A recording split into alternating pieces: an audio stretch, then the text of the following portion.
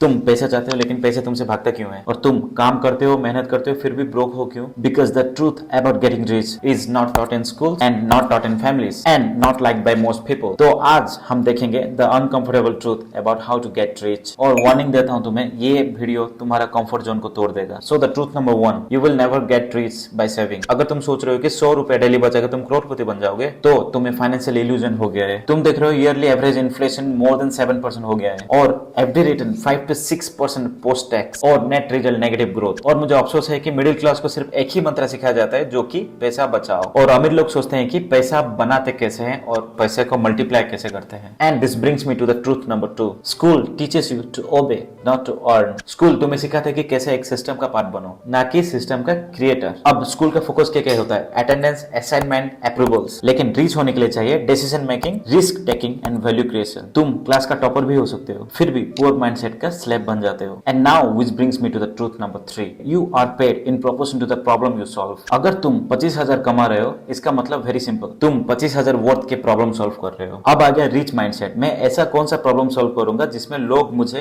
1 लाख, 5 लाख, 10 लाख देने के लिए तैयार हो जाए। याद रखो, ज्यादा पैसा कमाने के लिए ज्यादा काम करना बंद करो, बल्कि खुद ज्यादा वैल्यूएबल बनो। This brings me to truth number 4, hard work is not equal to wealth.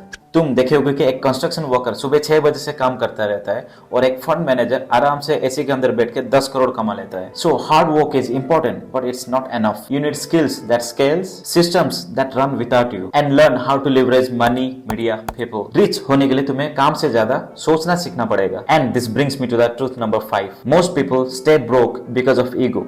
तुम YouTube देखते हो लेकिन कोर्स लेने से डरते हो। तुम क्रिप्टो में 10,000 डालते हो लेकिन स्किल सीखने में 5,000 अभी नहीं डालते। अगर तुम्हें इंस्टेंट डोपामाइन चाहिए तो तुम पुअर माइंडसेट के हो, और अगर लॉन्ग टर्म वैल्यू चाहिए मतलब तुम रिच माइंडसेट के हो। तुम जॉब से निकल जाते हो तो सैड हो जाते हो, लेकिन एक रिच माइंडसेट बोलता है आज आजाद मिल गई कुछ बड़ा करने की। सो हाई इनकम स्किल सीखो, वीडियो एडिटिंग हो गया, मार्केटिंग हो गया, ए टूल का एक्सपर्ट बन जाओ, finance, sales. Save to invest not just to save, जैसे कि स्टॉक हो गया, एसआईपी हो गया, म्यूचुअल फंड इन्वेस्टमेंट हो गया और बिजनेस री इन्वेस्टमेंट हो गया। ऐसा बहुत सारा है, मेरा आने वाला वीडियो देख लो। बिल्ड ए ब्रांड और एसेट्स, जैसे कि यूट्यूब चैनल हो गया। तुम कोई भी एक अलग सा प्रोडक्ट बना के उसको बेचो, लोगों के साथ नेटवर्क करो। Remember, network equal to net worth. कोई भी एक साइड हसल चालू कर दो, जैसे कि फ्रीलांसिंग हो गया, किसी को पढ़ाना चालू कर दिया, या फिर तुम कुछ स्टडी कंटेंट अपलोड कर रहे हो। Do something like that. Spend less than you earn but think more than you spend. Rich होने के लिए तुम्हें भी अमीर लोगों के जैसे सोचना चाहिए, वरना 1 करोड़ भी मिल जाए तुम्हारा 100-200 रुपए की रह जाएगी। अब रिच बनना कूल नहीं है, रिच बनना एक रेस्पॉन्सिबिलिटी है।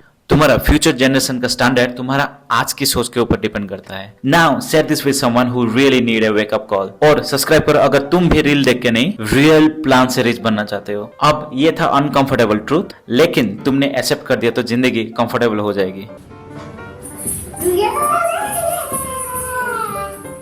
Yeah.